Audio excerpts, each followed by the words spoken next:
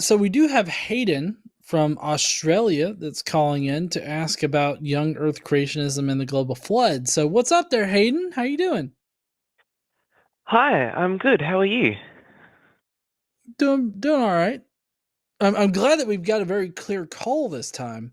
Oh, We I haven't love the had very. Australian accent too. It's like if I sort of wish I'd been born down under. I just wish I had that accent. So anyway, Hayden, go ahead, brother. I'm sorry. What's on your mind? Yeah, no. Yeah, so I guess I was raised I was raised in a young Earth creationist, very biblical literalist kind of household. And I've been having some conversations with some of my old my family, and um I guess I was just kind of wondering if you guys had any like tips or anything. 'Cause, um, like I've fairly recently come out of that, and so um, yeah, I guess I was just thinking along the lines of, do you have any suggestions or advice for where to go to kind of um, unlearn some of those things or learn the science behind, um, I guess, like how we I'm know those tracking. things didn't happen, that I'm sort of thing. tracking. Hayden, can you describe in greater detail what you came out of? I mean, was this hardcore Bible literalist Adam and Eve, Noah built the ark kind of stuff? Yeah, pretty much. Like a very literal interpretation of like Genesis, Adam and Eve, Noah's flood, Tower of Babel, all of that. Um, How devout were your parents? How devout was your family? yeah, I'd say they were pretty devout. Um, my parents pretty much ran our local church. So yeah, it was a Pentecostal kind of Hmm. background. So it was a very experiential church, probably a lot of heightened emotions, and I feel a move with the spirit and those types of things. Yeah, yeah. Are they aware of your journey, where you're at this point? Um, I don't. My parents aren't. I've had a few more conversations with some of my siblings recently, so they're a bit more familiar with that. Um, Okay.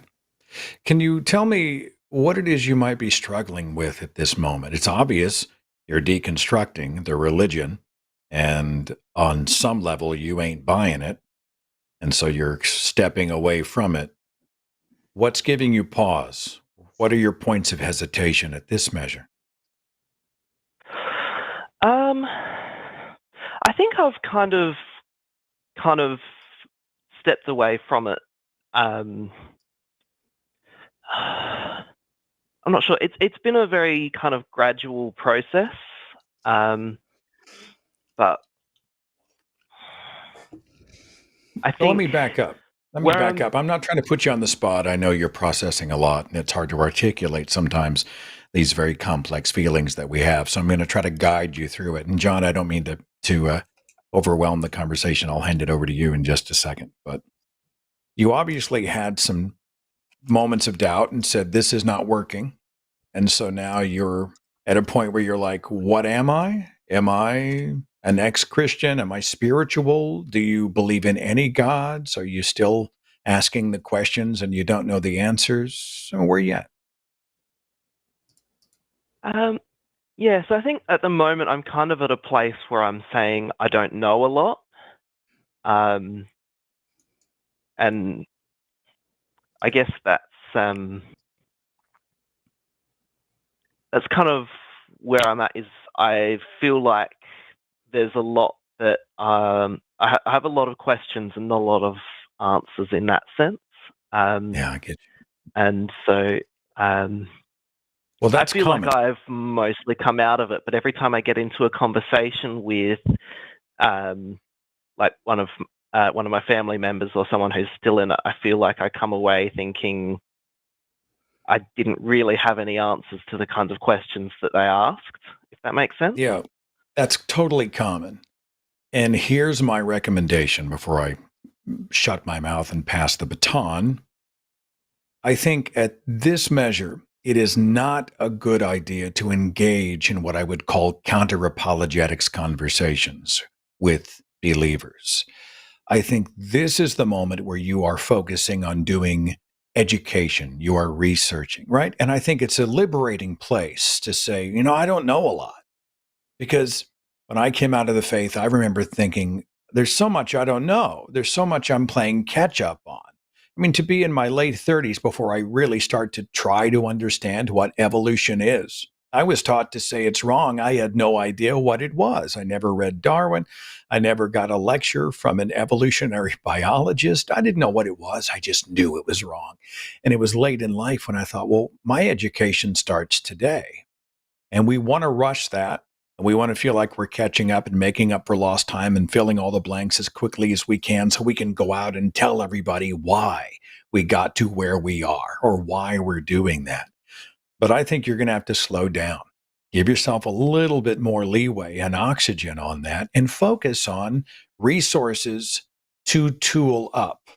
And I'm talking it may be on the order of years. I wish I'd waited like 3 or 4 extra years before I actually started to activist. Because I think I would have been much better at it. I would have been more educated about it. I wish I had waited on some of the conversations I'd had with religious people until I myself knew my own mind. I'd gotten better educated. I was able to stand on the shoulders of the experts in the fields in which we were discussing. I got more comfortable in my own skin. And so we can, I think, put you onto some resources, whether it's evolutionary biology. There are a lot of great books out there, whether you're looking at people who are ex-pastors who've deconstructed their faith and are no longer in the pulpit. There are people getting into the science or the anti-science of creationism. I mean, there are so many angles. So you're probably going to have to determine what it is specifically you want to tool up on and in what order. But you can always drop me an email, seth@sethandrews.com, or just go to thethinkingatheist.com. There's actually a resources page there. Go to thethinkingatheist.com. There's a resources page. It has books, it has websites, and it has podcasts and videos. And you can choose what you want to learn about, and you can actually use that page as a starting point or starting block. Would that be okay? Yeah, that sounds good. No, sorry, John, go ahead. I'm going to sit back and listen to the magic now that I'm done bloviating. So, yeah, I mean, I guess I don't really have too much to add to what Seth said. I generally consume content from people like Guts at Gibbon, Erica. She regularly hosts on this line on the line. Forrest Valkai. As far as like creationism and global flood stuff goes, I've got some content on my channel that goes over that, but I'm not an expert. The Guts at Gibbon, Erica and Forrest, they're both experts in this area, and they have really great counter arguments to a lot of the apologist talking points. But essentially, where I go to with like Young Earth Creationism and the global flood is a more practical application of like what we know about reality. Like we know that like radioactive decay takes a certain amount of time in order to happen, and it occurs in a very specific way, and that just doesn't mesh well with young earth creationism or the global flood. And so they have to come up with excuses for these things. So like for young earth creationism, they say that, oh, well, physics operated completely differently before the fall of man. We don't have any evidence of that. Like we just simply don't. We don't have any evidence that reality functioned in a completely different way prior to a certain event in human history. We don't have any evidence that there's ever been enough water on this planet to cause a global flood. And when we're talking about a global flood, we're talking about enough water on the planet to reach above the highest point on the planet, which would be Mount Everest, as far as I can recall. And that requires like an immense amount of water, and we just do not find that on our planet whatsoever. So that makes that a non-starter for me, like this whole idea of a global flood. Now, a lot of apologists will claim some kind of magical explanation for how much water could have gotten here or anything of that nature. But what it comes down to is that they have to appeal to magic.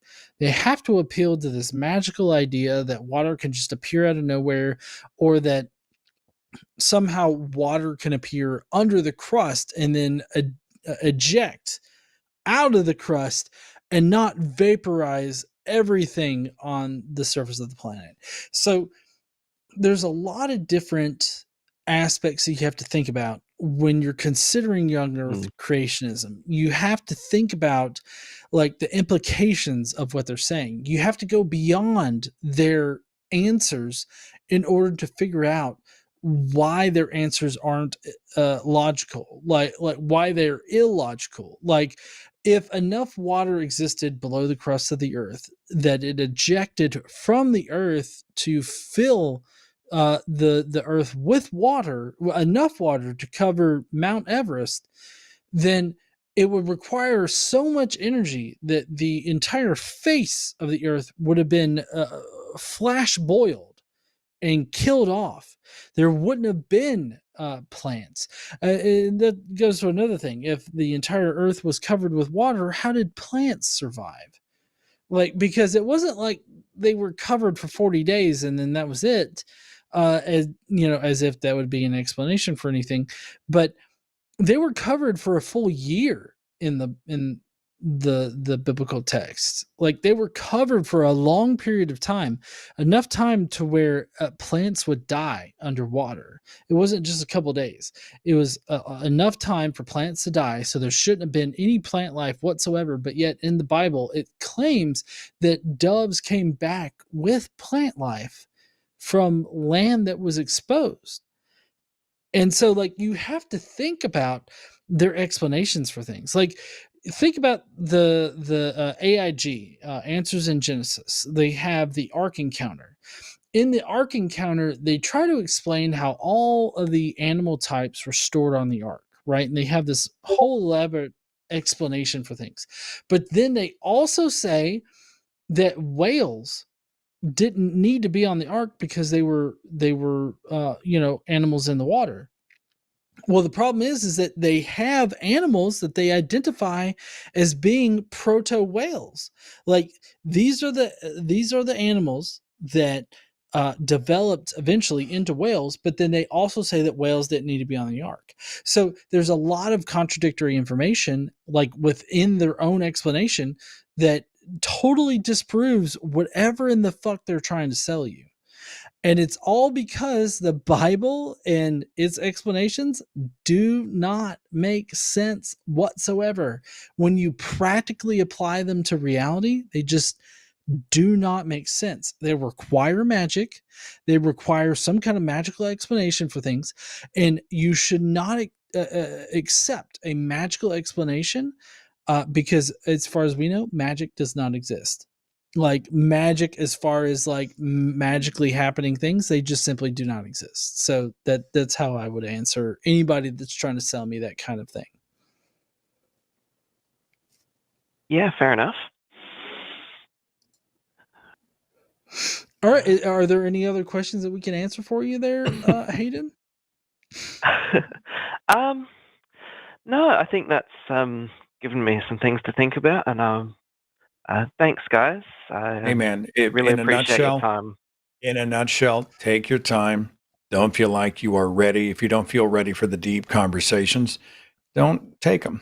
Don't have them. Don't go down those roads yet. Make the journey right now about tooling yourself up. And if you don't know the answer, there's a chance other people may not know the answer. That's the right answer. I don't know is an acceptable answer.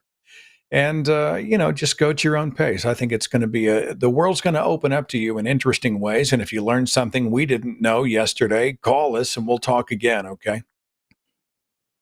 Yeah, no worries. All right. Be good. Thanks. Thanks, Hayden. Thank you. See you later.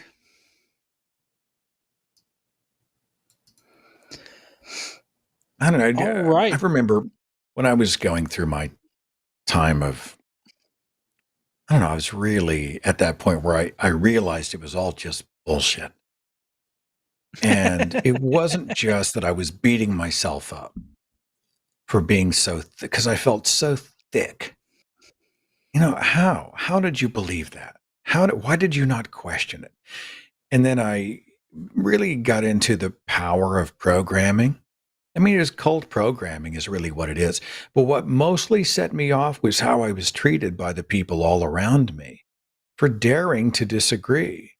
They panicked, and I understand it. They believe in a literal hell, and I wasn't validating them, and I was embarrassing the family, and blah, blah, blah. But just to be patted on the head with that nauseatingly condescending, we just need to pray for Seth and show him the love of Jesus kind of thing. Or they would speak to you like you're an idiot for not believing that donkeys once spoke in Hebrew. I'm sorry. I think that's a legit doubt. I think if I stop at a dinner conversation and say, I'm not totally convinced Balaam's donkey spoke Hebrew, I don't think this is unreasonable. But the way I was treated for saying, I don't think this is legit, made me really angry because I felt like you're telling me I'm the problem when I've got a reasonable gripe here, or at least a reasonable moment to pause. And I think, that may be a little bit of what Hayden's going through is they're going to put him on the spot. They're going to say, oh, yeah, well, what about this and what about that? And religion has had thousands of years to hone its arguments and to make it slick and to make it smooth and to make it camera ready. But it doesn't mean it's legitimate or credible. A lot of times these debates, the losers actually come off like winners because it's a style argument instead of a substance argument. And I think at this measure, don't worry about engaging them. Engage your own mind. And then only when you are ready, dip your toe into the waters of conversation with the theists out there. No, I totally agree about that because I know when I was deconstructing from religion and everything, I very much wanted to have a very fleshed out idea of why I don't believe and expect everybody to have that kind of I guess criteria for engaging in the conversation, but I definitely want to implore to everybody to have a good explanation for a lot of things, and that a lot of times that comes from just experience. Like you get into a conversation and you come up with something that or you encounter something that just you haven't encountered before, and that's perfectly fine. It's fine to not have an answer, but more than likely there are answers for everything that you're going to encounter. And people like Seth here, his channel, The Thinking Atheist, as well as my channel, Guts at Gibbon, everybody that appears here on the line, we all have resources for people for whatever kind of point that somebody can bring up. You can easily find it through all of the creators that are on this channel. So if I could leave Hayden with one final thought, it would be the human nervous system drives subjective photons. So that's a little Deepak Chopra wisdom to send Hayden on his way.